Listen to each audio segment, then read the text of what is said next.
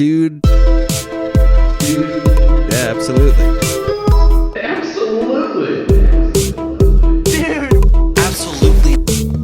Dude, absolutely.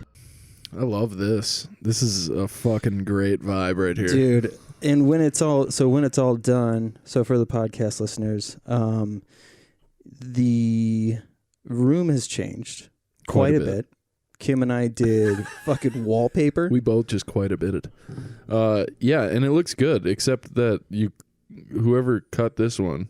Yeah, it was me. Yeah, it looks good. You could put some weird like trim or something on. Yeah, on that I'm if you thinking wanted that like to be even. Well, I like the fact that like it's fucked. It's a little fucked because you can be like, there's Chris's side and then there's Kim's side. That's funny. Okay, it's like wrapping paper. Yeah, that's good. Oh God. And these take the pressure off of your spine. These new chairs. They're so comfy. Like the other chairs, they constantly felt like they were gonna break. I guess I didn't really have, but you guys sat in them all the time. Whereas, like, I didn't have the exposure to this is a completely different ball game. Yeah, I feel. You know what it feels like to me? It feels like so when like Theo Von first started recording his podcast. Oh yeah, he had like one studio, and then, or actually, you know what? A better example, Santino. Yeah, where like first it was like clearly in his house. Yeah. And then he like got a space and like started building it out a little bit, and it was and they started getting better chairs. It was like, you know, all those podcasts, they started upgrading the chairs first, and then like, dude, this is incredible. Yeah, if you're going to be sitting for comfy an hour plus, you should be.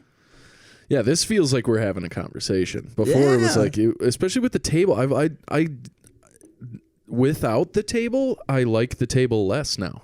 You know what I mean? Like, I'm like, what? I know, isn't that funny? I mean, it's not my studio. It's not my house. Kim was like, you're going to miss that table. I was like, not my chair, not my problem. But yeah, no, I don't. I like it without it a lot better. But yeah, and so if it sounds a little echoey, it's because I took down, we took the rug out. That bumped the echo up fucking big time. I didn't realize how much that rug was helping. But we got a new rug. You guys will see. Subscribe to us on YouTube and you'll see all this shit. Yeah. Right now, it looks like a nail salon that got shut down. And they're just having one last hurrah. Yeah. Yeah. I'm with that. Actually, you know what it looks like to me? It looks like a rapper like that lived with his parents in high school, got his first apartment. Oh. Yeah, he's like trying to set his shit up. Hold on, I'm going to do something real quick.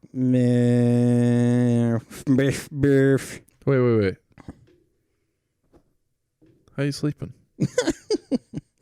Not. Last night I was hot glue gunning, which, thank you, by the way. Good fucking idea. Does it work? Oh, dude, so much better. Good. Yeah. And, but I was like falling asleep while I was using the hot glue gun on these things. I was like, I gotta fucking get out of here. It was like, I don't know, like 12:30, something like that. Yeah.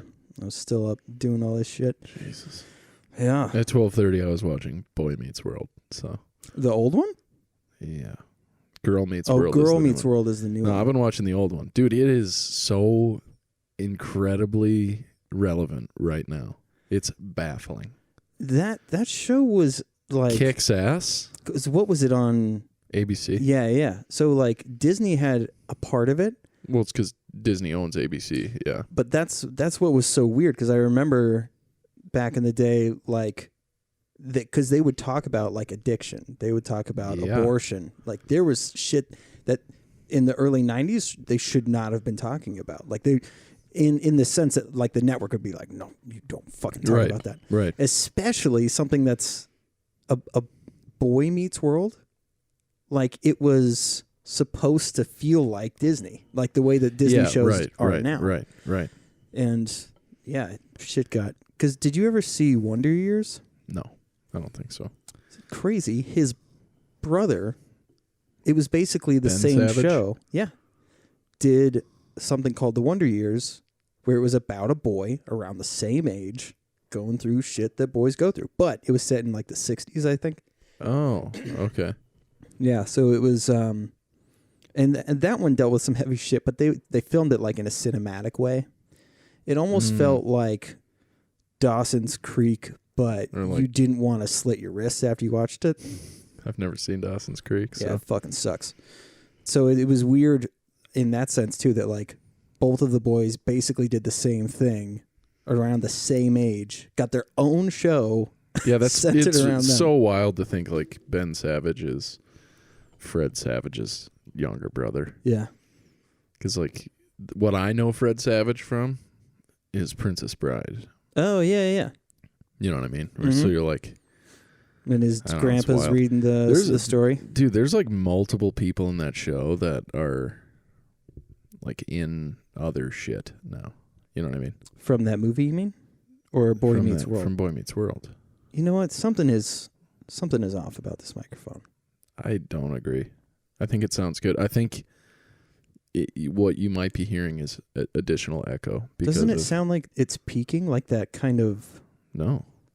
It's hard to describe, but when I edit, there's a sound like this kind of... It's like the treble is too high? Yeah, maybe. I will tell you that it doesn't really sound like that. Okay. Like you sound very normal right All right, now. Then I'm going to leave it. Because you're probably right. Because the funny thing, when I changed the... we kept changing the mics last week, the imports that they were in. When I was editing it, everything sounded exactly the same. Really?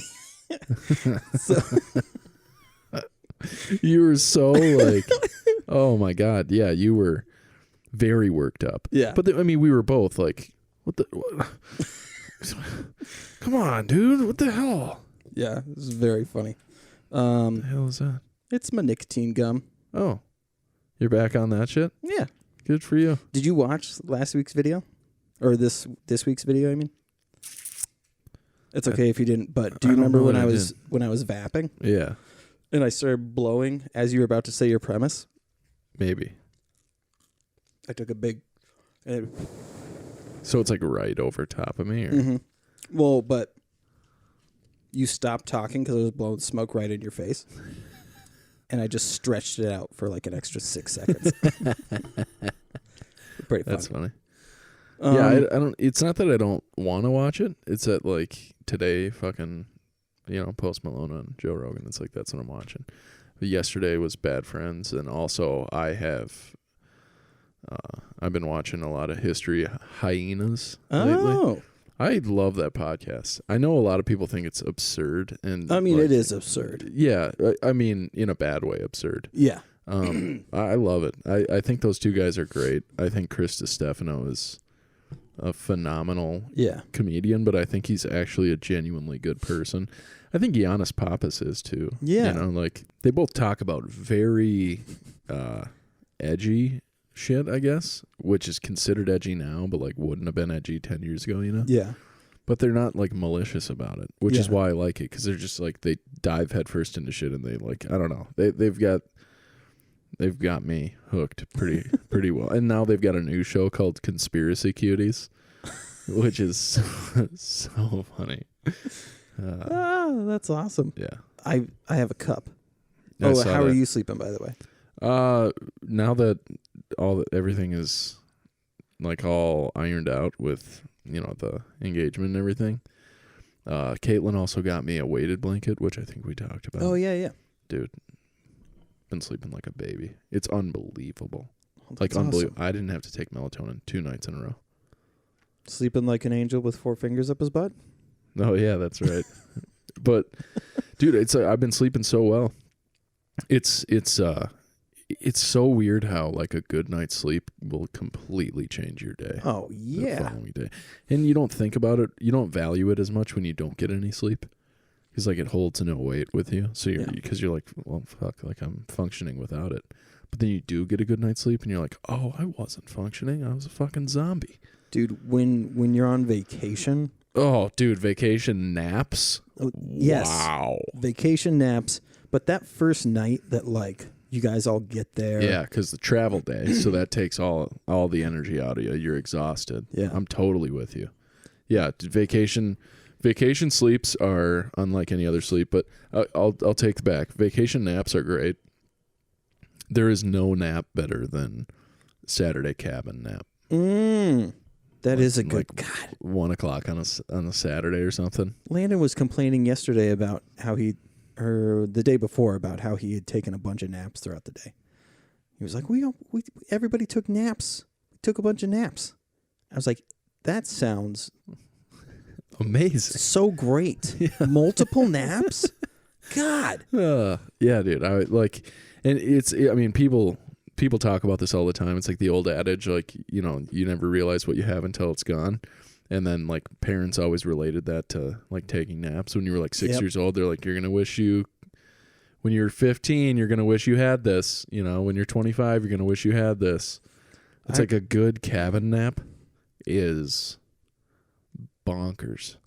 Like, you zonk the fuck out. And then 2 hours later, you get up and everyone's, like, making sandwiches and, like fresh, there's, like, fresh cut watermelon and pineapple. And you, like, wake up and, like, crack open a soda and make a sandwich and eat some Lay's original chips. Oh, yeah. There's leftover brats. Oh, Kevin, and they're cold? After a nap, dude? Do you eat them cold? You're a psycho. No, I don't do that. Okay, so I put them in the microwave for 3 minutes. Gross. You're worse than me.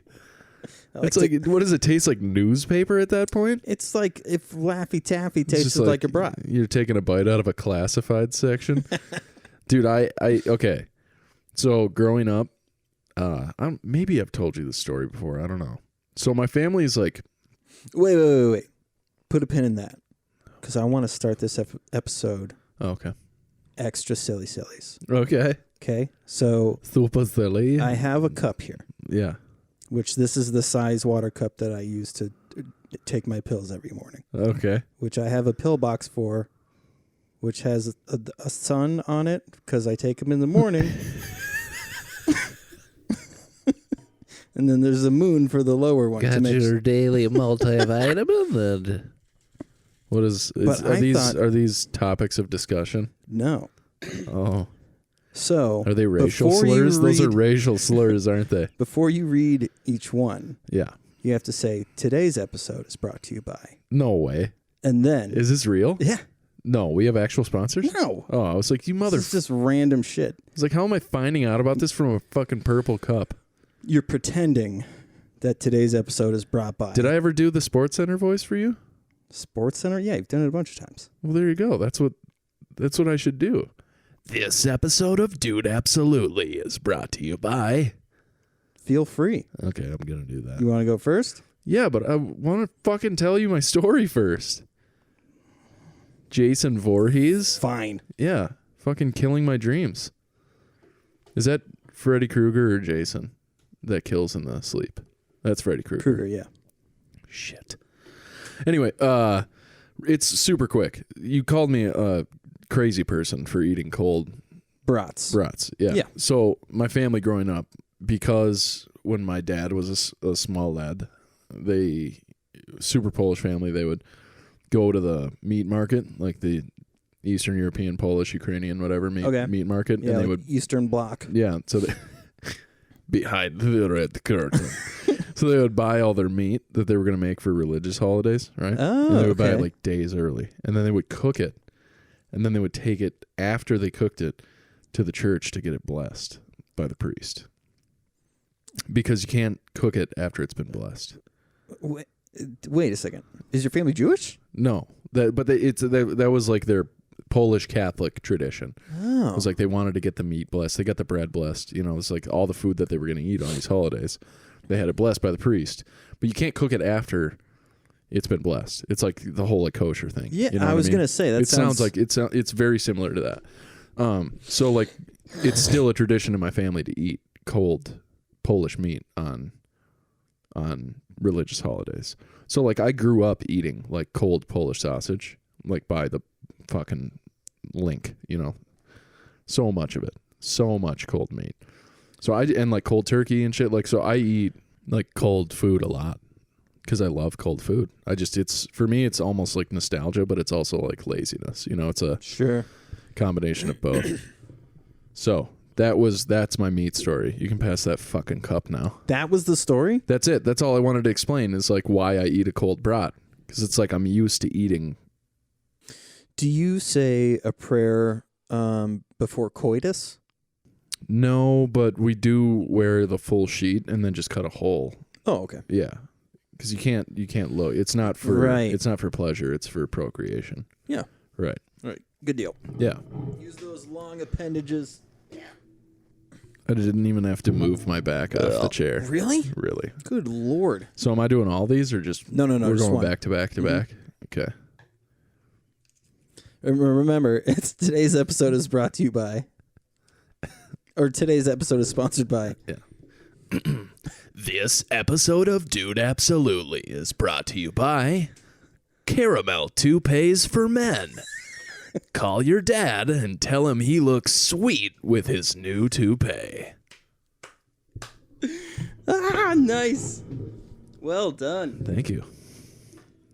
It's like fun. It's just like silly fun. Yeah. I mean, that one was silly fun. Oh, are some of them really serious? Let's see what this one is.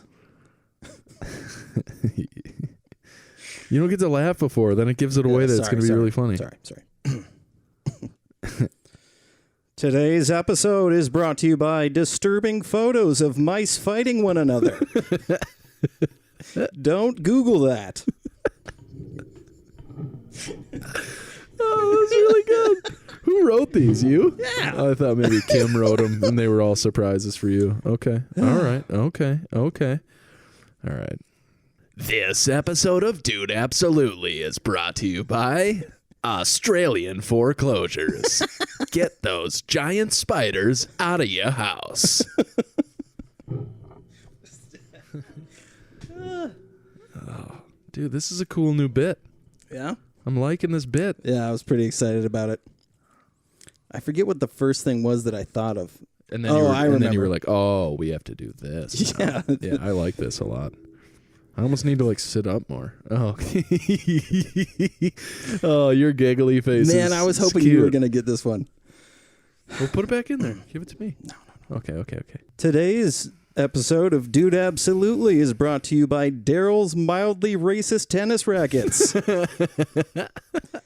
We all work with a black guy. Check out this weave. 10% off if we can touch your hair. That's really funny. Well done. Oh, man. Are you going to come up with new ones every week now? Is this a thing? I think this is a fucking thing now, bud. All right. Well done. I mean, I could... Yeah. Oh, I don't want to do this thing. I'm doing it. What the fuck? Because this one's not as silly. You got all the cool silly ones. No, you got to do it. Fine, fuck you. You're going to get another really good one. This episode of Dude Absolutely is brought to you by Cheese Whiz. Oh. Put it on your cracker or your dick. That was the first one. I was like, wouldn't it be funny if cheese... It feels like it was the first one. All right, this is it. I got to stop crashing the Titanic over here. Yeah, seriously. It sounds like it. See, you got another silly one. Oh, you would have loved this one. Fuck you. Oh, I gotta stop swearing. Oof. Yeah, we're demonetized. Okay. Today's episode of Dude Absolutely is brought to you by Craig's Wild and Wacky Funeral Home. Kids get in free. I picture, dude, just picturing that. Like, they've got the inflatable, wiggly arm things out front. Or you have the option of whoever is deceased, they can pump them full of air and make them do the flailing just thing. Stacks of rigor mortis bodies just waving in the wind. That's so. Dude, that's what well if done. you had to? What if you had to take your shoes off? The actual, like, have you been to a wake? Yeah. Where you go up and you shake the family's hand. Yeah. You have to take your shoes off and climb into a bouncy house. They're in there bouncing, but it's all somber. crying, but still you're like in a bouncy house, so you can't not bounce. There's somebody there. You have to swim through a ball pit to get there. You can't. It has the slide attachment, so everyone's sliding out of it. Everyone's all sad and mopey, but you can't not. And the attendant, is there like, if somebody's in there longer than 2 minutes, okay, bud, time to go up the slide. In a dunk tank, but it's just the body above a casket.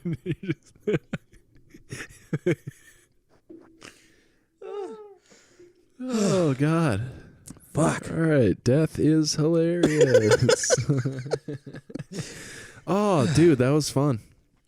Yeah, I think maybe I gotta wipe my eyes. We'll each write like one a week or something. Yeah, I like that. Just for sure. We could make it an audience game, dude. I'm crying. Okay, so yeah. So we can make it like an audience thing. Involve the audience, and they can vote on which one is funnier.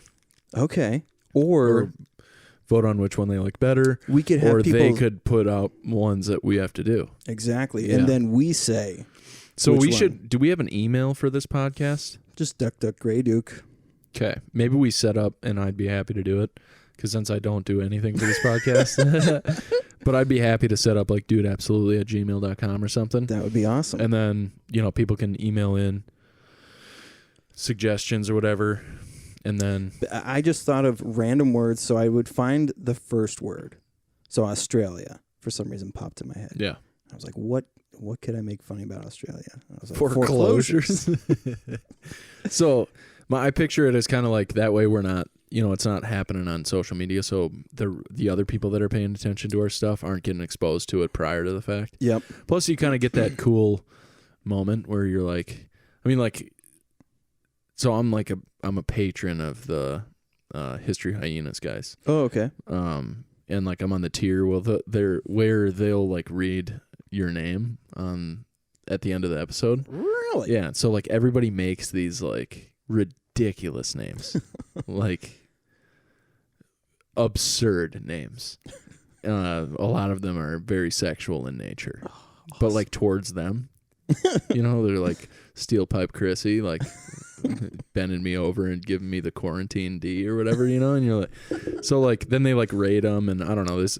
So anyway, like they like read my name the other day, and I was just like, it was awesome. It was what name did you write in? Mine is Mayor of Browntown with an addiction to Claritin and tucking it back for Lieutenant Lollipops. Did they laugh? Yeah.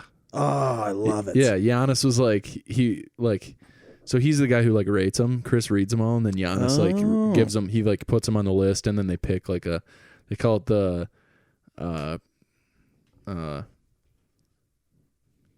PPW, the pseudo penis of the week. Yeah.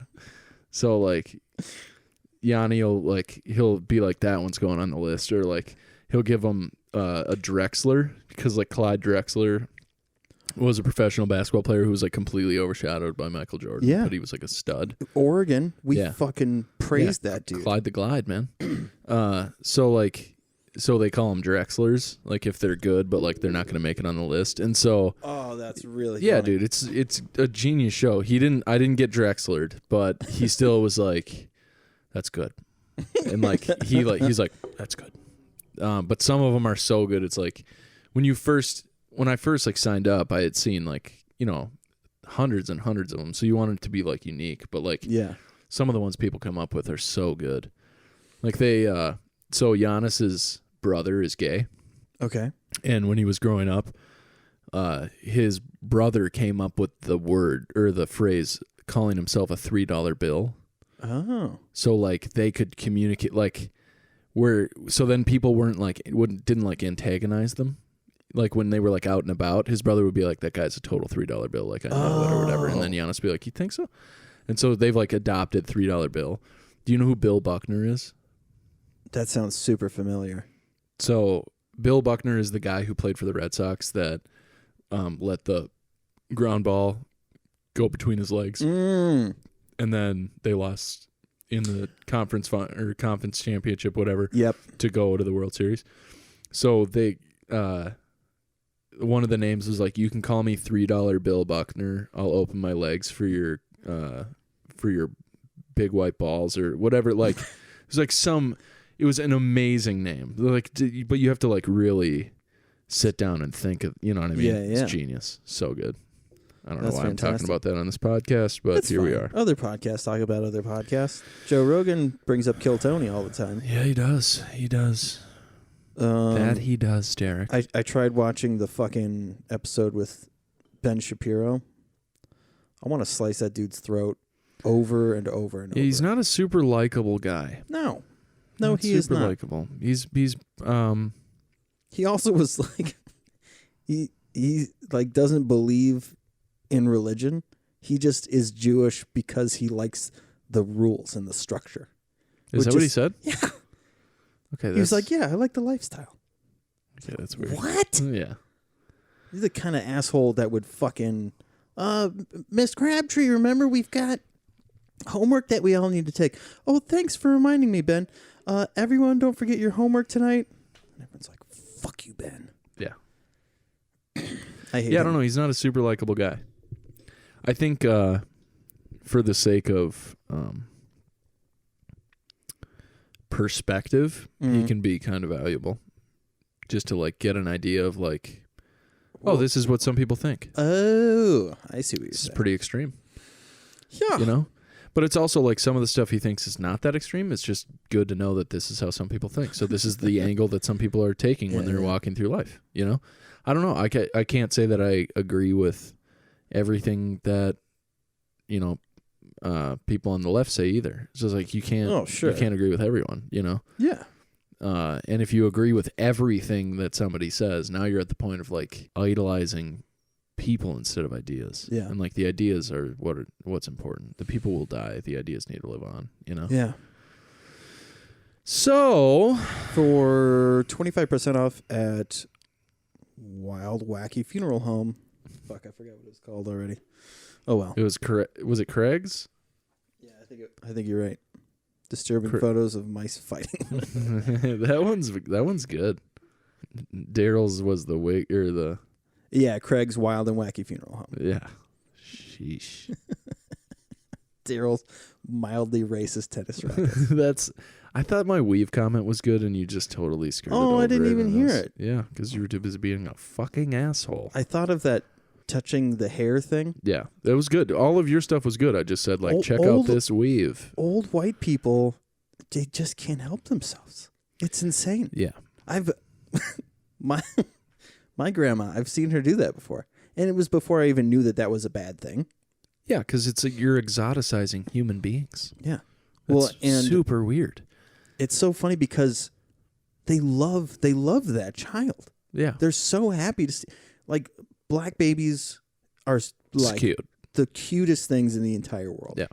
I don't know why I said things. Cutest little baby. peaches. You could just say cutest babies. Human babies. Cutest human babies in the whole wide world. Yeah. I used to take care of, when I was in New York, there was this little boy named Malik. He had blonde hair. Like naturally blonde hair. Really? It was amazing. And for some reason he liked me. So like Mormon church is 3 hours long.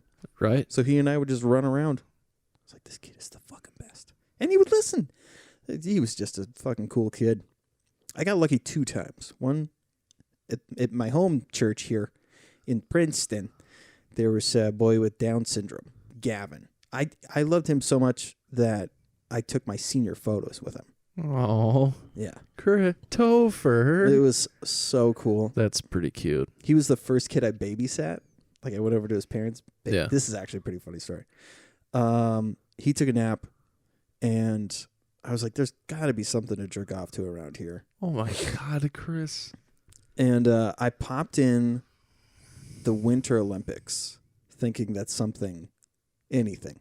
Nothing happened. But it was just funny that I was like, maybe the Winter Olympics where they wear the most clothes. how you could possibly think that maybe ice while skating. babysitting is an appropriate time to masturbate. He was asleep. I don't care. You're still in supervision of the child. That's true. Jesus Christ. Anyways, no jerking off happened. I mean, judgment-free zone here, but that is... Woo! There's babysitters that will have their boyfriends come over and they bang when the kids are girlfriends. sleeping. Okay, Chris? I don't need this sexist kind of language here. Right. Boys can also be babysitters. You are correct. There's plenty of boy babysitters scissoring while the kids are sleeping. Now, I babysit Gavin, right? Everything goes swimmingly. Literally, as his parents are pulling into the driveway, I go, Gavin, Mom and Dad are home. And I turn around. He found his cup of chocolate milk and pulled it and just poured it all over himself. Not like on purpose, but just little baby hands. I was like, fuck, this is insane. Thought I was in a Disney show, dude. It was Boy Meets World all over again. That's an ABC show. Get your fucking channels right. But it's Disney. We established. I know. I'm being obnoxious. No, yeah. I don't know that I've ever... Yeah, you don't strike me as the babysitting type. It's not that I don't like kids. Like, I do like kids. Yeah. You know, and I'm actually pretty good with kids. Yeah. I just think I was never in a position to be offered to babysit. Sure. Nor was I anyone's first option.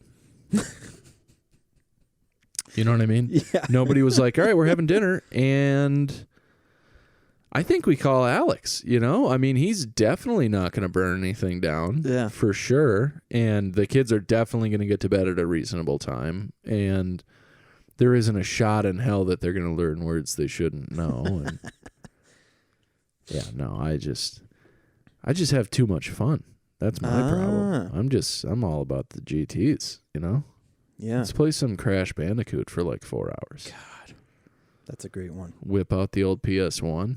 Oof, magoof. N64 for the Bandicoot. Always. Forever and always. It wasn't on N64. What? I'm pretty confident it wasn't on N64. I think it was a PlayStation exclusive. Shit. You tried. The do a barrel roll one?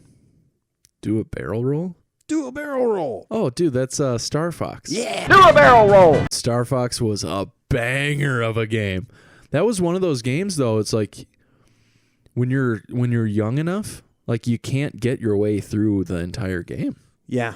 Because am I correct in that you like couldn't save unless you had like the save pack? Yep. So I didn't have a save pack back then. And some games saved your progress on the cartridge, if I recall correctly. Like it was like Diddy Kong Racing, I think was saved on the cartridge. Right. But like Star Fox, I don't think was. Yeah, you had that little gray thing that would pop in there. Yeah. Dude, that game was great. Did you ever Sega? I was too young. Okay. So N64 came out right before Christmas, but like my four-year-old Christmas. Okay. So I got an N64 for Christmas with Diddy Kong Racing. It was incredible. Yeah. It was so fun. And then my dad bought Duke Nukem for himself. And then like I just played Duke Nukem because like I didn't know any better. Did you ever find the boobies? Yeah. Oh, that's my favorite. Yeah. Isn't it like in the hot tub in the sewer or some shit? Well, there's a strip club that you can find. Yes, that's what it was. The 8-bit boobies. 8-bit boobies. That's what I was just gonna say. I know.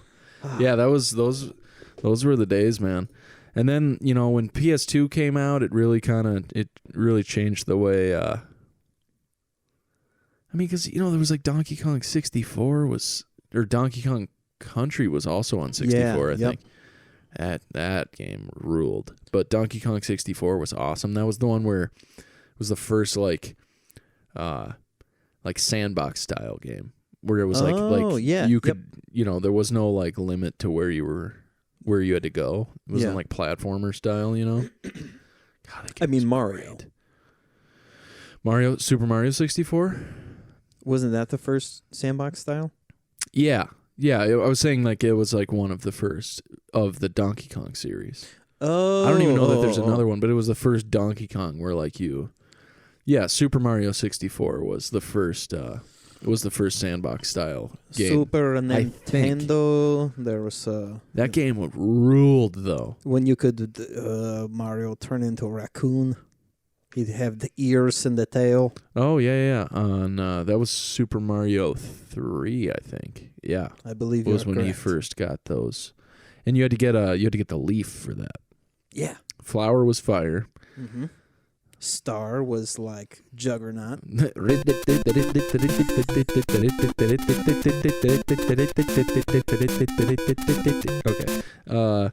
Yeah, there's freaking Super Smash Bros. Remember when that first came out? Dude. It was just like, well, we're going to hammer this game for 7 hours. See ya. It took over the world. Yeah, that game was amazing. Yeah. What else, dude? What else were some banging games back then? Goldfinger. GoldenEye. Yep. Goldfinger was a Austin Powers movie. Oh, GoldenEye. Yeah, GoldenEye. But, you're right there.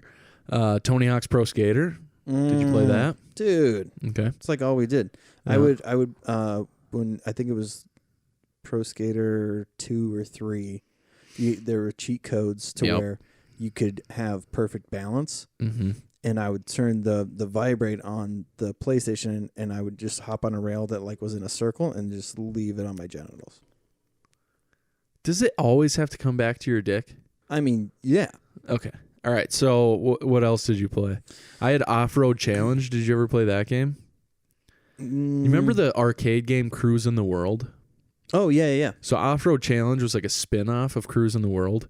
That was an arcade game first, and then they put it on 64. It was sweet. You could, it was like trucks and all of it was off-road though. So it was like similar, like. Oh, I know what you're talking about. Yeah. That was a fun game. What else, man? Okay, how could I even forget this? All the Zelda games. Ocarina of Time, Majora's Mask. Majora's Mask was not as good as Ocarina of Time. Yeah. But. What was that weird system that you had to get, because it stopped releasing on certain consoles, Zelda. So you had to have a certain console for certain games. Yeah. Was it Sega Dreamcast? I think Dreamcast was one, and then the Nintendo GameCube had its own. Yeah, that was. But I remember friends buying the GameCube just for the Zelda games. Yeah, I forget what the Zelda game was on GameCube. I never had a GameCube. What was the one where there was a wolf? It was like a black wolf. It was like Shadows. Shadows of Mordor? Yeah. Wait. That's Aladdin. No.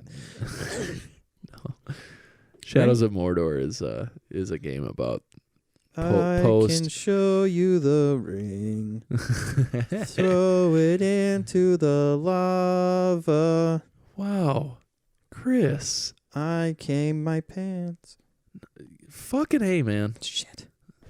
All right, but yeah, dude, I've been playing Link's Awakening, which was on Game Boy Color, and then they remade it for the Switch.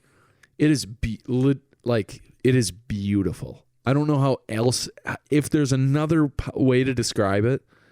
It's not like a fantastic game. Yeah. It plays really well, but it's gorgeous. I love that. That's like my brother bought this game for PS4 that it takes for fucking ever. They're these giant beings. God, it's like Legends. Fuck. Oh! I know. It's on PlayStation 2, right? No, it was on PS4. But there's that's a remake one. Oh, yes. The original. The original is called. It's one of the best games ever. It's not Titans. No, it's Shadow of the Colossus. Yes. You like that? Dude, what a pull though, right? I would go over to my brother's house just to watch him play that game is amazing. It's so good. I've played the demo for it when they remade it for PS4. I played the demo. It's fantastic. It's beautiful. It's one of those where you're like, holy hell. Yeah. It just blows your mind. Yeah. And there's more than a few games out there that are like that, that. Well, when the first God of War came out, dude, It's so funny to look back on it now because you're like, it looks like dog shit. Now, yeah. But that, like, it changed the way that people were like, Correct. oh, we have to start making cinematic stuff. I mean, when Skyrim came out, that was, people lost their minds. Skyrim. I had a friend who put, before, so it came out in, like, I think October of 2011 is when Skyrim came out, I think. It was that, I thought it was later than that. No, it was in 2011 because I was a freshman in college when it came out. Yeah, okay. And my friend put 96 hours into it by Christmas break. Jesus. 96 hours. Yeah, that's a lot. So he failed? No, he was a smart kid. Oh. Yeah. Yeah, he was a smart kid. He spent a lot of time doing homework, spent a lot of time playing video games. Did you ever see the guy that made a virtual reality, like Tony Stark'd this, what do you call it? Is it a monopad? Where it's like a track or like a treadmill. Yeah, they're making those. Like that's they like are a thing. making those?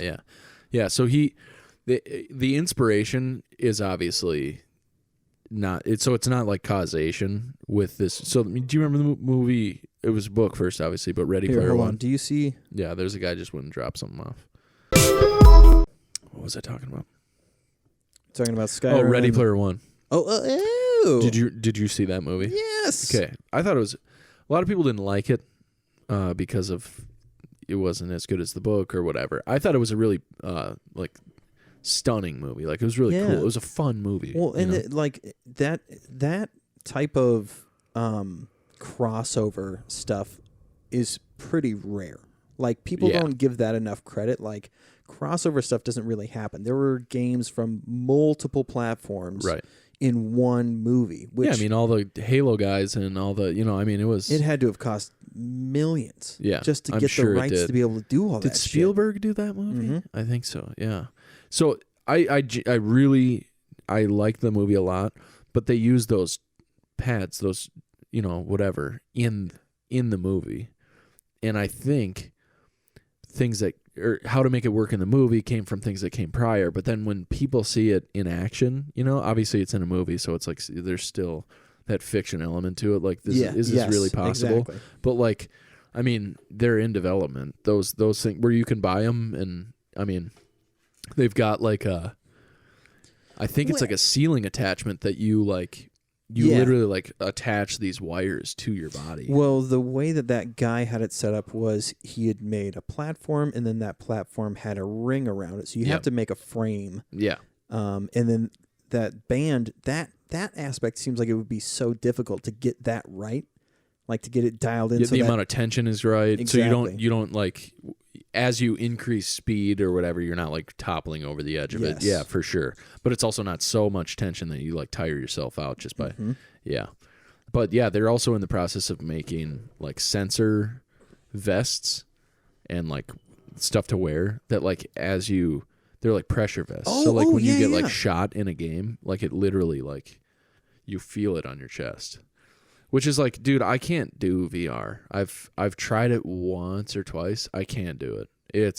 You get sicky sick? Yeah, man. I don't know if it's that or if I get so anxious because I feel the claustrophobia like coming on, Where it's like obviously it's virtual reality, so there shouldn't be that claustrophobic feeling. It's just like the weight of the mask and then like knowing that I don't know what my like real life surroundings look like. Yes. I always think someone's going to hit me in the nuts. Yeah. I can't escape that feeling. My brothers and I grew up sack tapping each other.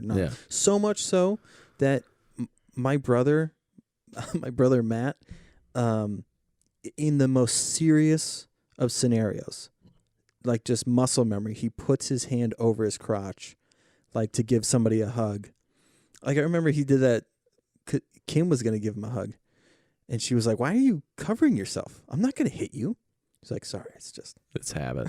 At this point, it's reflex. It's not even habit anymore. It's so funny. Yeah, we did it wild. So much. So the VR thing, I was like, "Yeah, dude, I can't." So it's like you make yourself immediately so vulnerable because you cover up the the only like real sense that you have still is like touch, and you, as soon as you engage in the game, you take that away.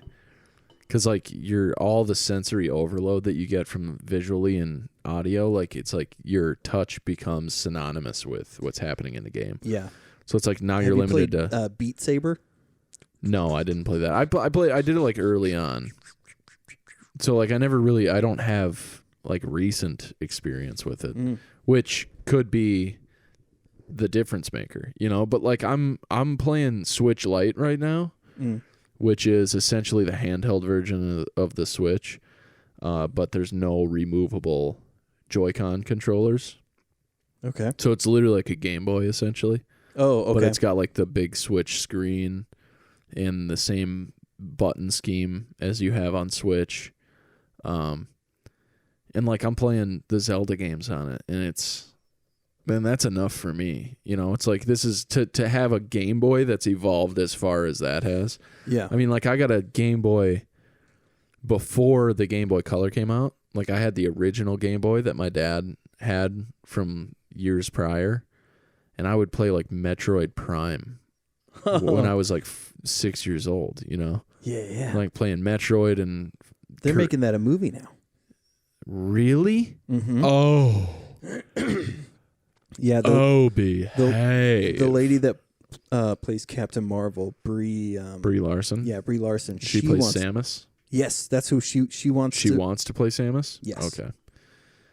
I feel like there are others that could be really good Samus, though. Who?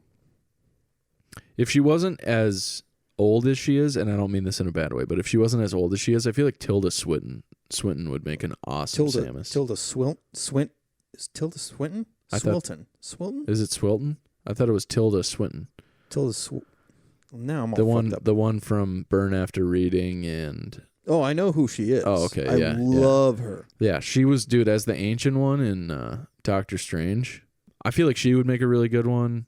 Just because, like, the Samus that you, like, see in the games, you know, it's, like, got that sort of reddish, blondish hair, like strawberry blonde hair, you know, very pale. I mean, I don't have I shouldn't say like there's that lady that looks like Tilda Swinton. I'm not gonna. You got gonna it. drive me fucking crazy. But she was in. Did you ever see Babel? Oh, it is Swinton. Tilda Swinton. Babel with Brad Pitt. Yeah. Who is that? Is it Brad Pitt? Yeah, it is Brad Pitt. Yep. Oh my gosh, I know who this is. She also in the Departed. Oh yeah. Yeah, she plays Matt Damon. Wait. No. Okay. It's not the same lady. That's funny. They look so much alike. That's fucking crazy. Okay, look up Babel then. Dude, Departed rips. God, that's a good movie. I watched it so many times. When I was a young lad and that movie came out, that was my first exposure to anything by Nas outside of It Was Written, because I didn't have any like iPod or YouTube accessible. Like I wasn't... Cate Blanchett. Yeah. Well done. Okay, so who's the one in Departed then? What's her name? No fucking idea, but she's in... Just look up the Departed. But I feel like if we say it, no one knows who she is. She's been in stuff, but I have no fucking idea. Well, that's good. The Departed. Such a fucking awesome movie. I feel bad because, like... Dude, like, Anthony Anderson is in that movie. What would always follow when you would say The Departed? What do you mean? Oh, you never did that? No. Nothing. I think our age difference... You ready for her name? Yeah. Vera Farmiga. Duh. See, I knew it. Yeah. That's such a... But she's in a ton of shit. She is. So, okay. So I feel like our age difference shows itself most in like our pop culture references from that became like habitual, you know? Yes. Like you just said, what always came after you said The Departed? Like The Departed came out at a time in my life where like most kids weren't watching The Departed. You know, they were watching like, you know what I'm saying? Does that make sense? So like the first album I'd ever listened to by Nas was It Was Written, because it was the only one that had at Best Buy. Because oh yeah, in order to buy stuff from down in the valley, you needed. What is this? Finish your thing, and then I want you to watch that. Okay, so like down in the valley always like weirded me out because there was like weed stuff in there, you know. Yeah. And I was like a young kid, and I couldn't like ask my parents to drive me down in the valley. Like my dad bought all his music from down in the valley, so like he knew what went on at down in the valley, and I feel like he'd have been like, why, you know? Right. So like, but I also wasn't the kid that like listened to YouTube songs on YouTube. Like I was never that kid. I didn't have LimeWire or LiveWire or whatever the hell it's called. I didn't have Napster. I didn't have any of that shit. I just listened to the music my dad showed me, and then I started finding my own music, and I couldn't like put my own music on my iPod because it all went through my dad. Because we had the family computer. So I had to be like, hey, Dad, I got this iTunes gift card. Can you put this album on my iPod? And my dad's like, you're not listening to that shit. Like, that's not, you know what I mean? So it's like when the Chronic came out, like he wasn't putting, or Chronic. I know what you mean. You know what I mean? Or 2001, I guess it's called. And obviously that's way before the iPod. Because people would call it the Chronic too. Yeah. So that's way before the iPod, obviously. But like, I wanted to get Rich or Die Trying. Na na na na na. Joe Rogan, let's do some DMT. Snoop Dogg. That album is so good. I think I have every song memorized on that album except for 2. I believe it's straight petrol, as the kids say. It is. Some kerosene.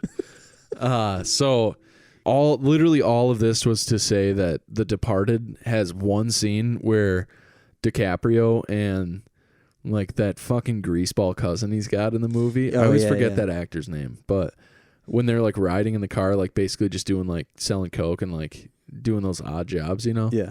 They're listening to Thief's Theme by Nas. Oh yeah. Which is it might be my favorite Nas song just because the beat is so good, and he literally brings that beat back for Hip Hop Is Dead. He just speeds it up. If you've ever heard the song Hip Hop Is Dead by him, it's literally the Thief's Theme beat, but it's like jacked up, like super fast. Crazy. So like that was the first. So I heard that song and I was like, oh my God, this is Nas, you know? But I'm used to listening to like young Nas. Like It Was Written, Illmatic. But I didn't have exposure to it because I couldn't find it, you know? So I hear this song in the movie Departed, which you would not expect to have a Nas song. So I immediately fell in love with that song. And end of the story, that's the first song I listened to in the car after me and Caitlin's first date. So every single time I hear that song, it's like, fills my heart with joy. Every time. That's awesome. Anyway, I'm watching this thing. Hold on, before you do it. Well, too late. I already pushed play, so. So this is a new movie coming out. Produced by Pauly Shore, it looks like. Pauly Shore. He weirds me out, man. Steve-O? Bro, man, dude. You have a woman now. Is that Beth Stelling? We're getting married.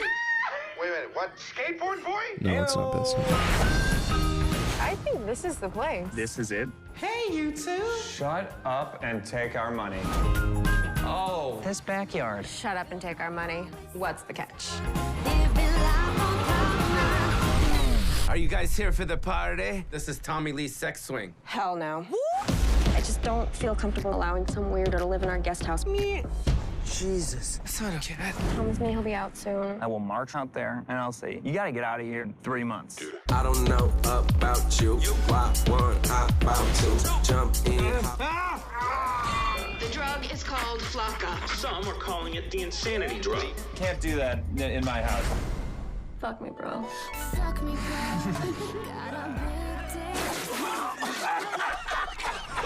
Did you have the talk with Randy today? What the hell is this? I gotta get high. Come on. I am not fucking doing that. Just suck it. Dude, of all the pipes you got in this place, why do I gotta smoke out of this one? It's how I sort out my pretenders. This makes you my real friend. Whoa. Going nuts, that's cashews. Cashews, everything around me. I hate the way they make being stoned look in movies. You're on it. Just get rid of the guy. Bobby Reed? Bobby Reed! Oh, it makes me so happy. I love him. Welcome to the neighborhood. You got me fucking arrested. No, you got you arrested. It is so on, bitch. Like a fire at night. I totally forgot to tell you they're bug bombing the house today.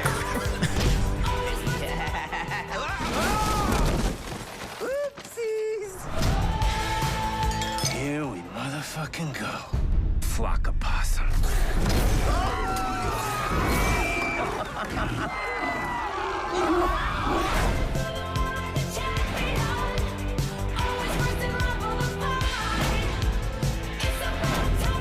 We just wanted a house, and we found this one, and then you! Yeah! What the fuck is going on?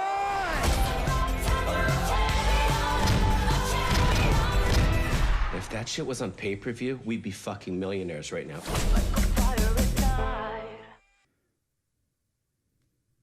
Okay, thoughts? I think I'm into the idea of it. Really? I don't know. There's two things. First thing was Pauly clearly doesn't understand how old he is. Yeah. He looks like an old man in that, and it's super weird. Yeah. Okay.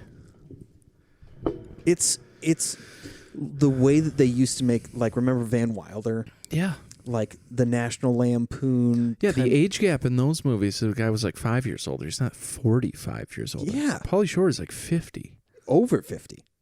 No. Yeah. Is he really? Yeah, dude. He was. I thought he was like the same age as Bobby. No, he's older than Bobby. No shit. Is he older than Joe? Why am I calling them their first names? Well, everyone knows who you're talking about. Is he older than Rogan? I'm trying to remember because Rogan's like 52. Because he was at the Comedy Store when like all of the old comics were there. Yeah, because his parents. But that's what I'm saying is like that's how old he is. Yeah, but like I wonder if he was young, 15 years old at the Comedy Store when that old wave was there. I mean, that's the Carrie. He was there before Carrie. Yeah, but like Rodney Dangerfield, Sam Kinison, all those guys, you Sam mean? Kinison. Okay, so like Dennis Leary, Bill Argus Hicks. Hamilton. Okay. So Argus Hamilton and Richard Pryor. Yeah. That's like Arrow 1 of so he was Comedy Store. So he grew up with those Bob guys. Saget was there at that time? That's true. But anyway, so it's super weird, right? So he's older. Yeah. And because the idea is for a young person, I feel like. But he just thinks that people remember him being that character in these movies that he used to be in. Yeah. So he thinks that will just work. But a lot of people don't know who the fuck he is. Yeah. Like if you're... That's true. A lot of people who are going to want to see this movie or they want to see this movie. And the reason why they want to see it is because he hired a shit ton of comics to be in the movie. So that's kind of what he's banking on is like... So is Mike Castle a comic? I don't know. He's the lead. I don't know if he does stand up. I don't think so. He's in. I've seen him in other stuff though. But he has a deal with Lionsgate. So Lionsgate has their. I feel like they make the same fucking movie over and over again. Yeah, this is their. It's the same one. Stoner movie with boobies, and then one like murder mystery. Like, with boobies. With boobies. Yeah. It's always there's always boobies. They did. They did. That one with Zac Efron and Seth Rogen too, didn't they? I don't think so. I think that was Sony. Doesn't Sony own Lionsgate? It's a great question. But yeah, so it just seemed like that's.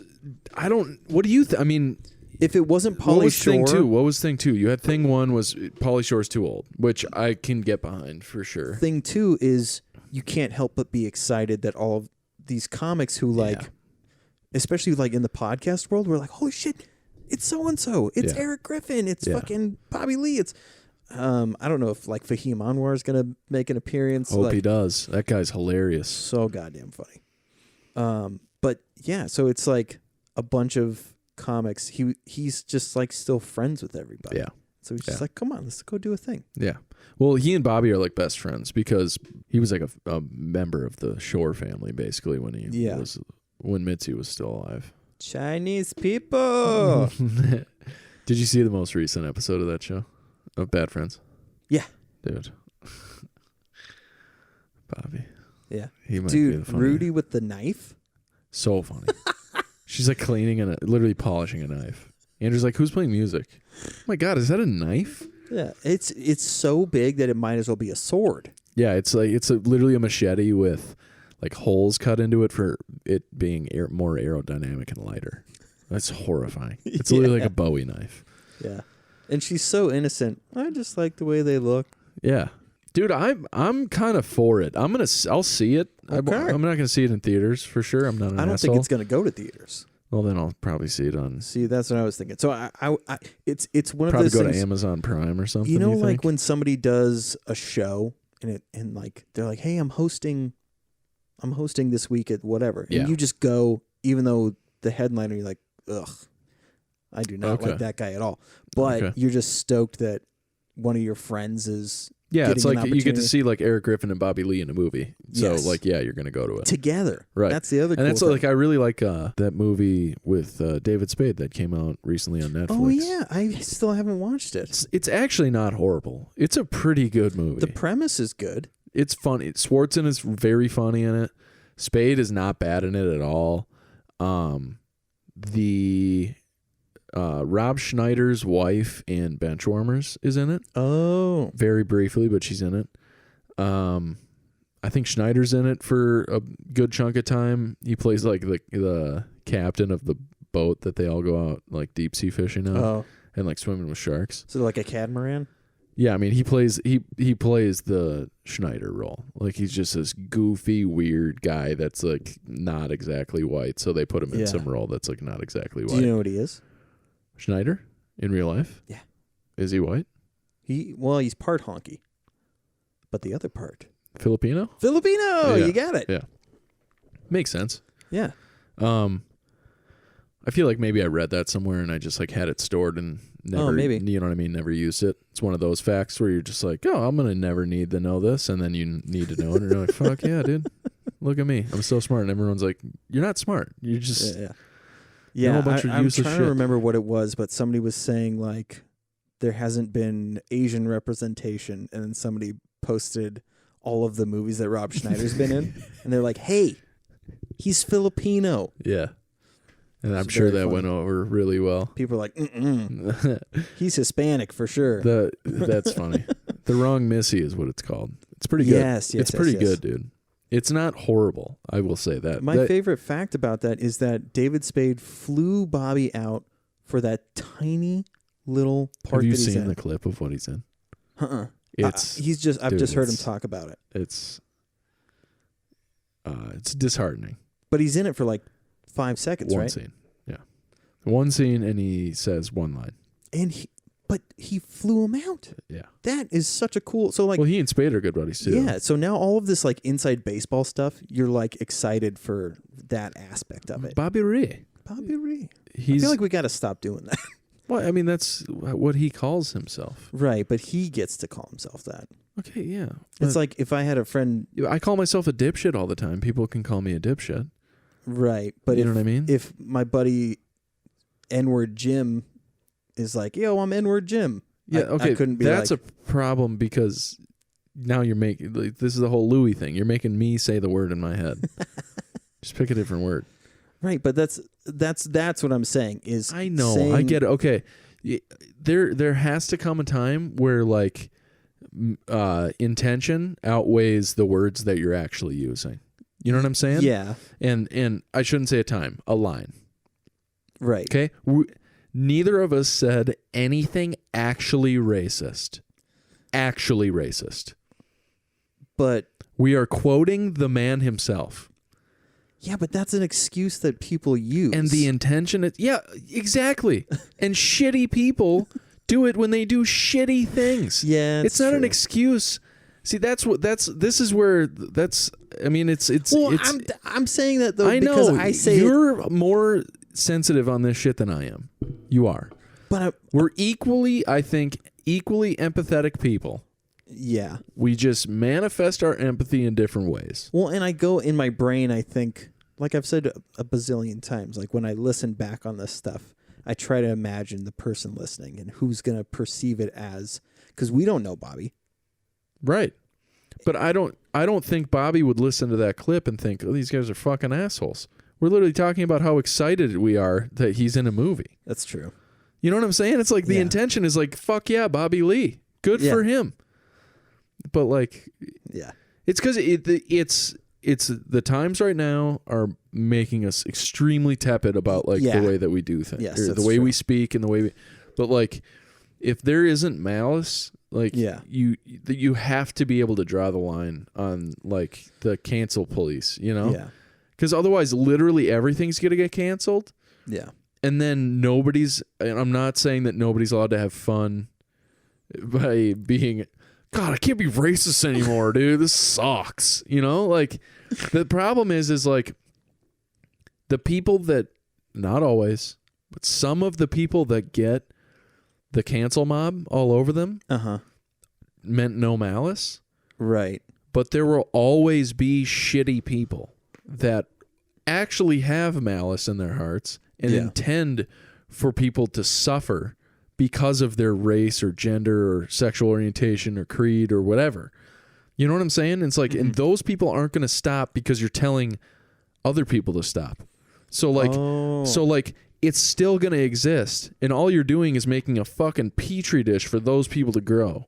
Because the minute you cancel somebody for saying like Bobby Ree, and you're excited about the fact that he's in a movie, is the minute that that person immediately becomes the enemy of the intention that you have. Sure. Think about this, though. Every time I saw an Asian person, to myself, like in my car or like walk by or whatever. Talking to yourself in your car. I start to, well, I mean, like, because like I'm with my kids. Yeah, okay. Most of the time when I'm in my car. So I'm making goofy, because like I heard Layla say something to the effect of like Bobby Ree. Okay. So that's the thing, is that if somebody is like, fuck, I got canceled for doing this, and the kids see that their parents' world change, they then go, oh, that's something that we can't do. Okay, sure. But so that's the intention of people, is we forget that it's not the influence on the world that really they're concerned about. It's the actual real world people that they interact with. So if me doing this jokey shit, which is part of something that my parents would do, we would say, I love you. Yeah. So what I'm saying, so I get where you're coming from, 100%. And I think the intention that you have in that line of thinking is like the right way to look at stuff, for sure, to a degree. But what gets me is like the hypervigilance. Well, like the genesis of that thinking, that behavior, isn't in malintent. You know, right? Like she doesn't know that using that like inflection in her voice. I wouldn't even call it an accent because it's not real. Right. You know, that's not how anyone actually sounds. Yeah. Really. Really. See, think about this. Sean Kingston or no. What the fuck is that? That comic? Asian comic from Minneapolis. Oh, yeah. Nafstead. Yeah. Would you say Bobby Ree and Riri in front of him? Probably. Really? But also, he doesn't speak for Bobby Lee. What I'm saying is,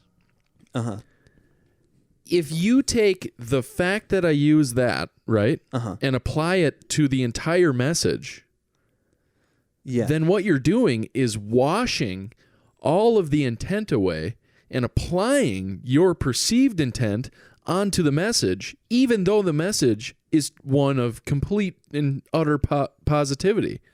So what bothers me is when you cancel somebody for saying something, albeit maybe insensitive, but not malicious. Yeah.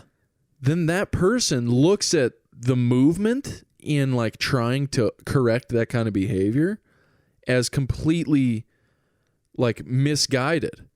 And then that's where they like tip back over into the realm of like, fuck all these people for trying to police the way I talk. Sure. So it's like it almost, then that's what I mean about the Petri dish. It allows actual like negative intentions to fester. Like that kind of hatred and But I think, because I hear that a lot. I hear that concept a lot, and I think that it's a fallacy.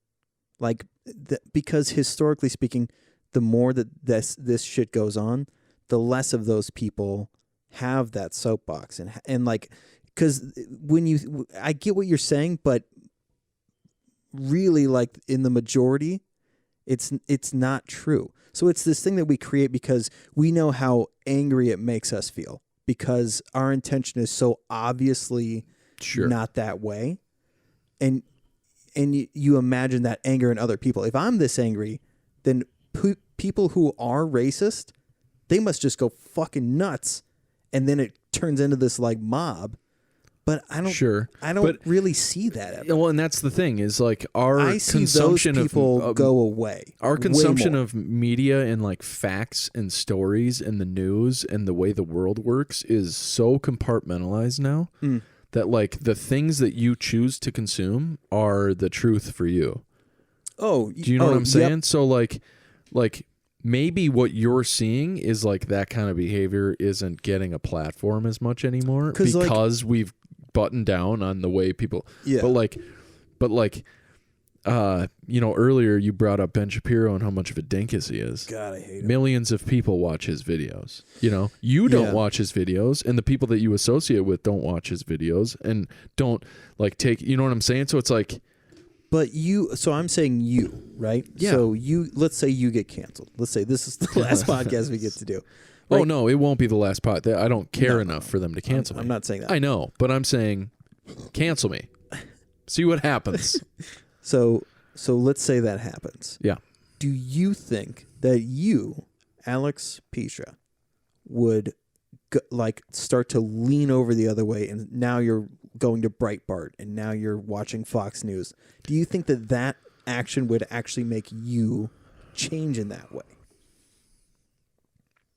I'm already pretty middle of the road anyway, so I don't think me getting like I said, I don't fucking care. Mm-hmm. I don't care enough.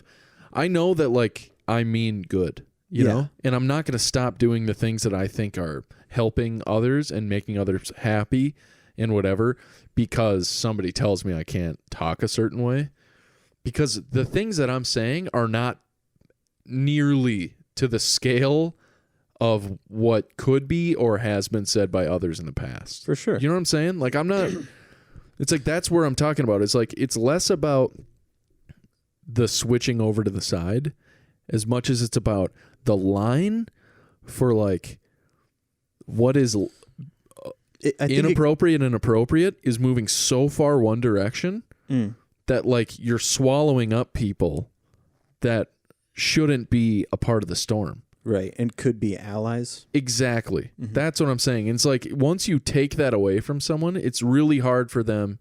That's an interesting thought, is that so rather than tipping that scale, it's actually creating a new group. That's what I'm saying. So that's the it's interesting like you're not thing. becoming an alt-right, far-right extremist Nazi. So that's I wonder. You're just an anti-left, anti-right person. You just fall into this weird hole. That's a good premise. Is like, so somebody gets canceled, right? And then these other people are like, yeah, man, fucking black people keep ruining shit. And you're like, no, dude, I just put an R where an L should have been. Yeah. I don't have any malice towards any of those people. What the fuck are you talking about? Right. And then they're like, oh, we saw him take your badge away, so we just thought maybe we'd give you our badge. And you're like, I don't want your fucking badge either. I'm starting my own troop. And then you start a troop, and all the people in the troop are just like, I don't really want to be in a troop.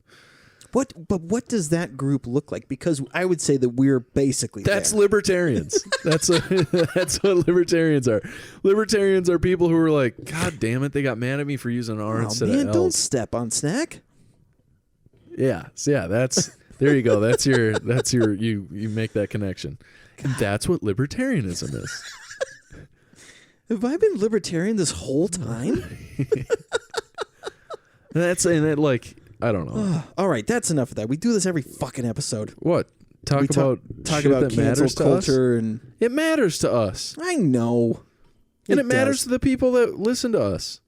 And we talk about different shit every time, I feel like. It's not the same shit. It's like a different version of... Yeah. You know what I mean? It's all relative in the sense of like... Which is good. This is a hot topic. Yeah. Cut up some clips and do like comedians talk about racism and post that on YouTube and just see what happens. The funny thing is if that got traction and then people were like, I can't find any of their stand-up. Are they actually comedians? Yeah. Yeah. I mean, or are they just guys in a basement? Well, okay. You got any premises this week? I was thinking about one. It's Pikachu! It's Clefairy! But again, this is so my previous one was like, I got the joke. Like, I got the whole thing. Let's flush it out, get some punchlines, some tags. This one is so minuscule. It's more of like a thought experiment that like could become a premise if we find the right way to make it funny. Okay. And I feel like we can make it funny. Kind of like the Twitter Trump thing? Yes. Very similar. The era we live in right now is the highest concentration blend of past and future that's ever existed. Wow. We are embracing the future more, I think, than ever before. Oh, absolutely. And it doesn't shake us to back in the day, like when, like when Twilight Zone came out or whatever. Yeah. People were like, all the robots and like 1984, Orwell, 1984, yeah. Everyone's like, holy fuck, is that what the world's going to be like? And that's what you know what I mean? Like and nobody gives a fuck, Do you like remember... you have the most powerful, the computer that's ever existed is in your pocket right now. And you don't think twice about it. But then also like we're wearing faded Coca-Cola shirts. Yeah, exactly. It's like we're like our like appetite for nostalgia is like greater than ever, but like the way we like fill that like hunger is with the future. It's the weirdest thing. That is really funny. That in and of itself is such a thought-provoking thing. The way that you search for nostalgia is via the fastest fucking computer to ever exist. Yeah, you're like, God, man, the 70s were a wild time. I want to listen to Led Zeppelin. You type it into a fucking... It's so funny to me when... okay, before I forget. Do you remember when people would say, you got to put your smartphone away. People are glued to their phones and you got to... Yeah.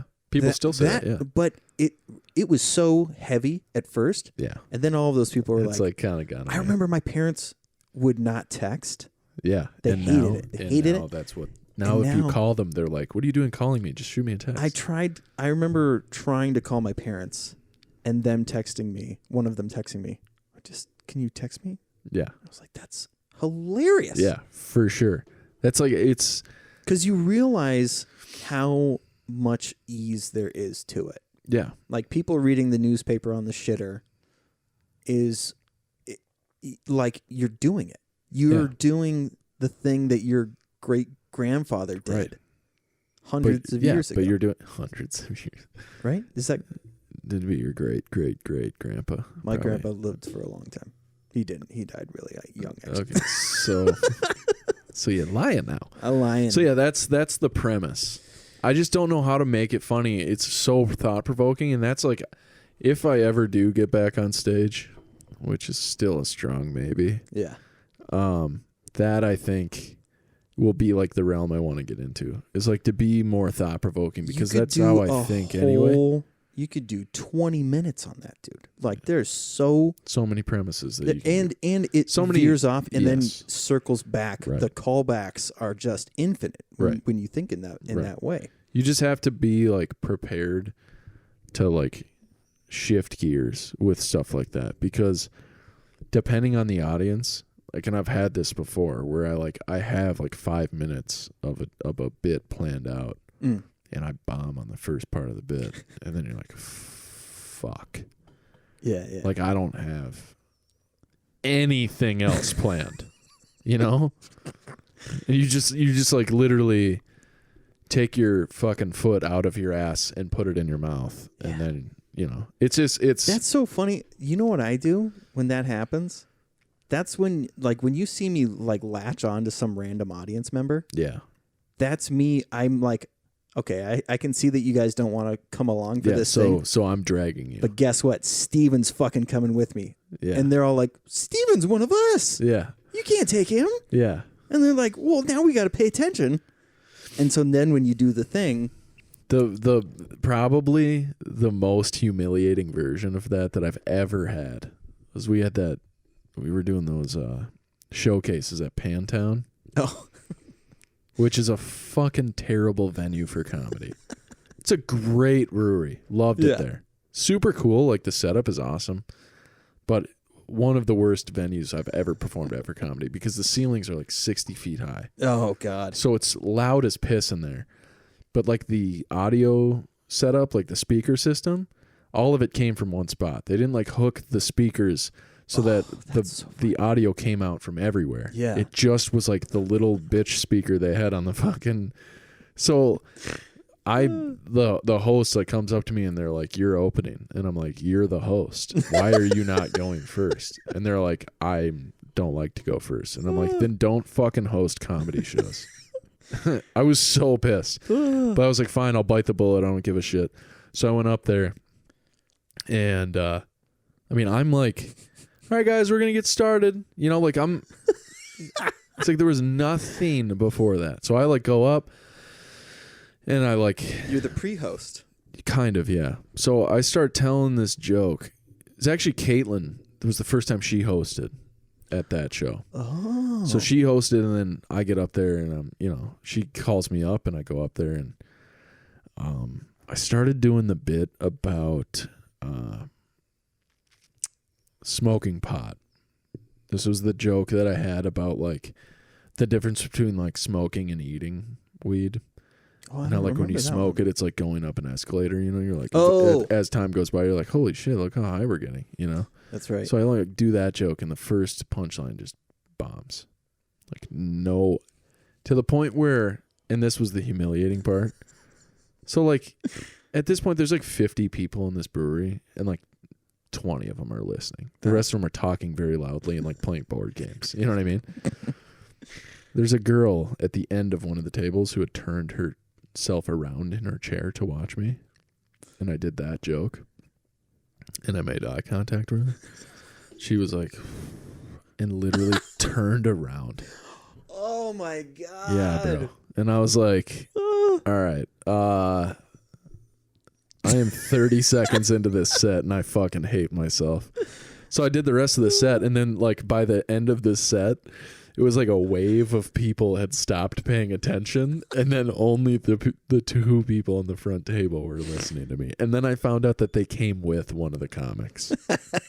It was so depressing. So I damn near gave up after that. God damn and it. I like rode there, I'm pretty sure, with Hinnenkamp. Oh. And we were like on our way home, and he was like, dude, that was weird as hell. It's like, yeah, man. And you killed. So I don't know. Dude, if you do that premise in a brewery, you would think. Well, I was going to say, no. I mean, your premise for this week. Oh. Like if you're in a brewery setting, when you do that, you can just say, look around you. Yeah. This is the most archaic shit. Yeah. And for some reason, we are embracing the fuck out of it, and taking photos of it. And we're like with our insanely powerful computers. Yeah, and we're like putting the brewery Snapchat filter on when we're. Yeah, you know what I mean. It's like the way we embrace nostalgia is like so backwards. That's really funny. And then like the irony that people use when they're like being nostalgic always gets me too. It's like when someone like our age has like a record player and a collection of like 10,000 records, you know? Yeah. And they're like, it just sounds better on vinyl. Does it sound better on vinyl, or are you just a fucking asshole? You know what it is? And I just learned this.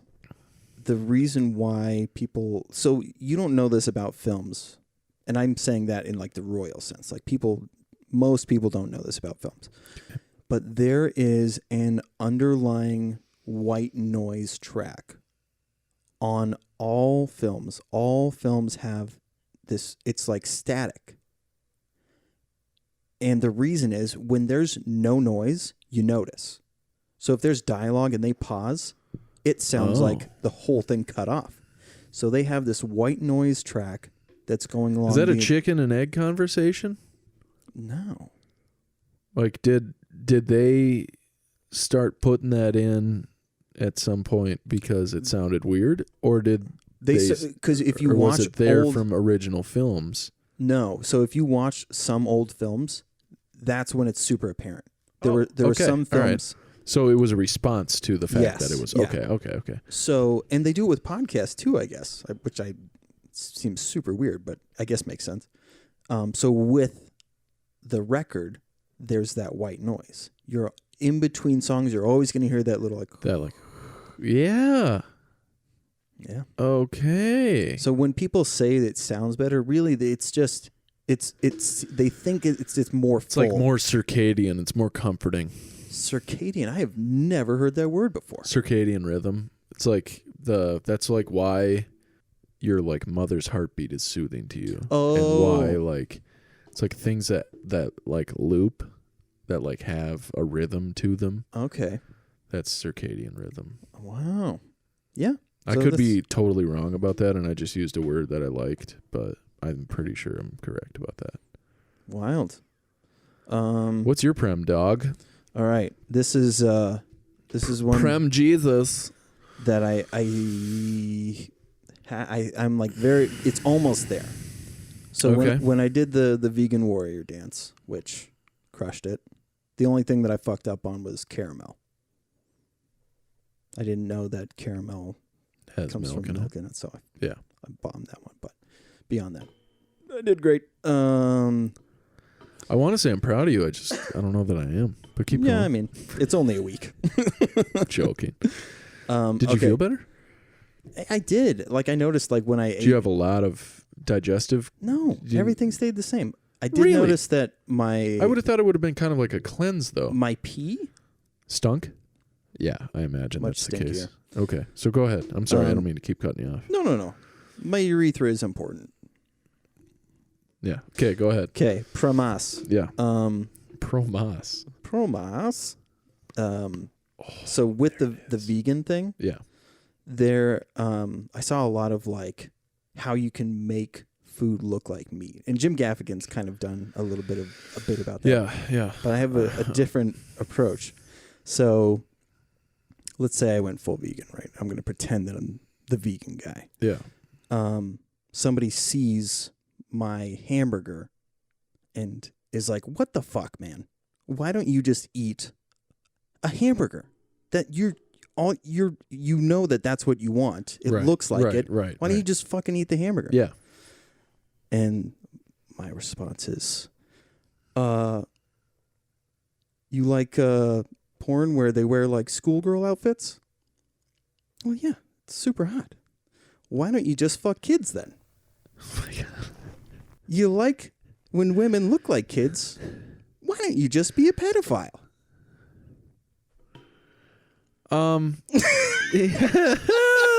But do you see, like, I get the connection you're making. It's I want to make people uncomfortable. You're good at it. Because I'm a naturally very defensive person, so you're going to get a taste of that in my response to it. Well, you don't want to fuck kids? I don't. Okay. Not particularly, but no, I just what I am getting out of that is like the correlation you're drawing is so drastic of a leap that it's hard for me to like come along with. But if you're a vegan, it's not. So for a vegan, they're like, don't kill animals. You don't have to kill animals. Look what we can do. So open with that. We're so advanced. Open with that. That's the argument that he's going to go to. Is this guy's going to be like, "What? No, I'm not going to fuck it. That's insane. Why would I? That's wrong. It's this and that." And it's like, okay, well, the slaughtering of animals in these barns is absolutely insane. So like from the vegan's perspective, it's like the same way that you are like, I'm not going to fuck kids because I know how wrong it is. I'm not going to eat meat because I know how wrong it is. Yeah. Okay. Because the vegans that I've talked to, like I did this challenge and a couple of people were like, oh man, I'm so glad you're doing this because you're saving for every animal that you don't eat. That's saving hundreds of. It's like they're all in the same. They're still there. Yeah. I that's what you. I mean, I thought maybe where you were going to take it was the fact that. Yeah, sure. I'm not eating them. Like for every vegan that exists, there's 100,000 cows sitting in a pen the size of this fucking room. You know what I mean? Like they're not. Yeah, they're already bought, and you're not making a difference. Like you, to you, it's like the gap that you're bridging is the one where you're not guilty. Yes. Yeah. And that to me is the worst reason to not do something. Yeah. You're not making a difference, and actually. The impact that you're making on the environment, you're actually probably killing more things. Yeah. Well, I mean, at least short term. Yeah, but so that's that whole thing. And that's like I don't know, dude. It's that argument is so funny to me. And I do like your premise though. I don't know that the pedophile but cuz I want them to go cuz the audience if you're a man, porn the whole schoolgirl outfit thing is so like played out. It's happened so many fucking times. Yeah. But people still watch it. Yeah. They've still consumed it. Right. And so that's the connection. Billions of times over. Billions of times. Yeah. So that's the connection to go, look, I know you're not going to fuck kids. And that's fine. What I'm trying to get you. It's encouraged, actually, to not fuck kids. And that's the thing that I'm trying to say is, look, I'm not killing animals. So what if I like that it looks like what the meat product? Who gives a shit? You go not fuck kids, I'll go not kill animals. The visual correlation was something that kind of missed me the first time, so that makes more sense now. When you just reiterated it, that makes more sense. The bridge that you drew makes total sense now. It wasn't just like, oh, you're trying to compare two bad things. You're actually comparing the fact that it looks like what it's not. Yes. Yeah. That makes more sense. So that's the thing that I got to figure out because I know how uncomfortable I want people to feel, but it's got to make sense too. We are so different. I see. Like I'm all about making everyone feel like they're in on it with me. Well, you're a storyteller. Yeah, that's my whole bit. Is we're all in this together. Can you believe it? You are. And yours the book is better than the movie. Yeah, and you are. And did you see the trailer? I am a bunch of fucking memes. A bunch of literal fucking memes. Yeah. Like, oh, you guys like Pokemon? Let's watch. So many fucking ridiculous notifications. But yeah, I mean, the best example I think I have of that is that sweaty ass joke that I have. Yeah, I love that joke. I always pick someone blood the whole time. I always pick someone and I'm like, I reach my hand out and yeah. I'm like, yeah. It's like I have ass juice in my hand. Yeah, and they're like, this is not okay with me, sir. And their friends always are just dying laughing. Yeah. They're like, oh fuck. Yeah. Michael is gonna cry himself to sleep tonight. That's where the for me it's the self-deprecating pays off just dividends for me. Because in my case, like I tell stories that are relatable, and the level of deprecation that I put in the stories is the same amount that anyone has in their head when it happens. You have a way of making what you perceive to be a neurotic aspect of yourself like consumable to the audience. Super normal. Yeah, because you go up on stage, your voice isn't weird, you don't do like accents and stuff like that, and people are just like, it's like at the water cooler, and they're like, yeah, Steve, I know exactly what you're fucking talking about. Yeah. Dude, that Norman bit where he's like talking about walking to the water cooler. Have you heard that joke? It's one of the best jokes from that album that he had. But he's like, he's so awkward with people, like he never knows what to say, and he's like walking up to the break room and he like sees that he's like, oh, there's Bill. All right, how you doing, Bill? How you doing, Bill? How you doing, Bill? And he walks in and he's like, Mark, how's it going? And he's like, Jews. It's so good. It's like that's kind of the, that's kind of the angle I take. I tell stories that are like that style. Yes. It's like, hey, listen to this super dumb thing that I did. Yeah. And it's so funny because that makes you feel like you're in on the joke. I'm showing behind the curtain. Yes. And the embarrassment that people feel, they know that they've done, they go home and they tell their spouse or they tell their friend, like, dude, I pulled up to get gas and I was on the wrong side. Yeah. It's like that type of shit that people go, yeah. I'm along the ride for this. Yeah, it's not in like the thing is most of my stories are the believable ones. Yeah. Because they're real. It's like when I first started, I wanted to make these extravagant, crazy stories. Yeah. And I would like make shit up in them. And people didn't really go along for the ride. And it wasn't until I realized like, oh, like the real version of me is plenty idiotic. I don't have to add any, you know what I'm saying? Like, yeah. Like, you don't have to embellish it because what makes it funny is the fact that people can put themselves in your shoes and them doing the same thing. Yeah. That just made me realize,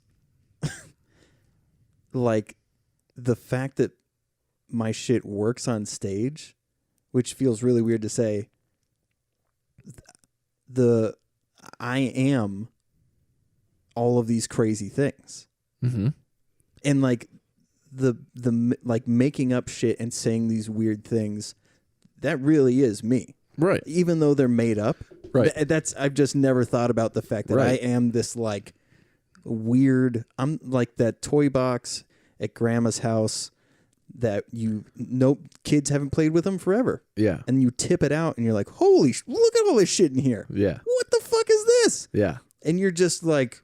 You're Sid's toys from Toy Story. Oh my God, Sid. Okay. The way that you said that. Oh God. I thought you were saying SIDS, which is sudden infant death syndrome. And I thought the person's baby died. And they were like, well, I can't do anything with all these SIDS toys. No, you're Sid from Toy Story's toys. You're still a toy, but you're a baby's head on spider legs. It's a little scary, but you're with them at the end. You're like, whoa. Yeah, these toys actually turned out to be like pretty cool, but also when I was 4, terrified the shit out of me. Dude, I cannot believe you thought I was making a joke about that. I don't joke about that shit, man. Sid's toys. Hey, new premise for me though. There you go. Yeah, see? That's good. Like that will never. I mean, the reason why my premise today works is because I've got like the story to go with it. Yeah. It's like I had this moment where I was like, God, I want to listen to some throwbacks, I just like pulled up my supercomputer from my pocket. Yeah. God. If the guy who had that room full of computer, look at this room full of a computer. Yeah, this is the computer room. If you would tell that guy that, hey, that whole room is going to fit in my pocket one day. Yeah, and actually, that whole room is like a way shittier version. My calculator is better than that entire room. Yeah, right. That would be insane. Yeah. Well, hey, man. It's been a hot minute, eh? It has been a hot... This lounge thing, dude. Dude, it makes it comfy cozy. Yes. We're like, not that we don't enjoy each other's company anyway, but I mean, it's fucking 8 bells, big guy. Yeah. And I gotta pee so bad. I also have to urinate, but that's, always. I'm not always. I'll be like, I'm up. I might as well see. And then I pee. Yeah. And I'm like, oh, good thing I did that. You pee like a dad. You pee like your prostate is pressing against your... Have I said... All right, this is... Next week? Oh, my God. Last thing. Or next week. All right. I'm going to write it down so I can remember. Hey, I like that. Now we have something to talk about next week. When all right. I'm going to address the viewers real quick. Real quick. I'm going to address the viewers. So, I didn't even listen to that. I don't know how I happened to miss that, but I heard like something coming out, whatever. All right. So, after this episode is live, viewers, send an email to dudeabsolutely@gmail.com. We'll have that email built or put together by then. Send an email to dudeabsolutely@gmail.com with your ideas for the sponsors that Chris and I will read next week. We're going to do 3 apiece like we did this week. So, if there's not enough submitted, we'll have to come up with our own. But I think it would be really cool to kick it off if we had, 6 total. So if you've got a few ideas, send them in and listen in to the following week to see if your premises or your sponsors get read by the Chris or I. I think that'll be super cool. And if your stuff gets read, we'll shout you out at the end of it. So we'll say like this one was, so I'll say, it's brought to you by blah, blah, blah, blah, written by this person or whatever. Yeah. We are averaging since April, 600 downloads a month now. So are you serial? Mm-hmm. I just crunched the numbers today. Wow. Yeah. So we're getting like 30 listens an episode. I mean, to us. Yeah. To us. That's not including the YouTube stuff. Oh, that's true. Okay, so yeah, viewers do that. And then the other thing that I think we should try to get viewers in on By the way, shout out to whoever the fuck is listening to this in Japan. We had like 30 people last month from Japan who listened to the show. What? So, domo arigato. Oh, okay. Sure. Yeah. Bobby Ree. Hey. Oh, nice, because that actually means yes, right? Hey. Hey. Hey. Hey. All right. So hit us up with that, dudeabsolutely@gmail.com. And then also, I think it's time, we start making some requests of the audience. Like, subscribe to us on YouTube. Buy the merch. Subscribe to us on Apple Podcasts. Go visit our Teespring website and buy our merchandise. I know that Duck Grey Duke has got stuff on there. Does Not So Anonymous have stuff now? Yep. Yeah. So hit that up, buy some merch, and then finally, share our stuff. Yes, please. We would if you share it from YouTube directly or from Apple Podcasts directly to your social media pages, you have no idea how much that helps. And yes. the more people that just do it, even if you do it once and you're just like, hey, check these people out, it makes a huge impact for us. And I know that ideally by the end of 2020, Chris and I we'd like to have a sponsor for this show. Yeah. And if you know a business that wants to sponsor a podcast, send them to dudeabsolutely@gmail.com. We really want to get this going. So anyway, same time next week. Dude, absolutely.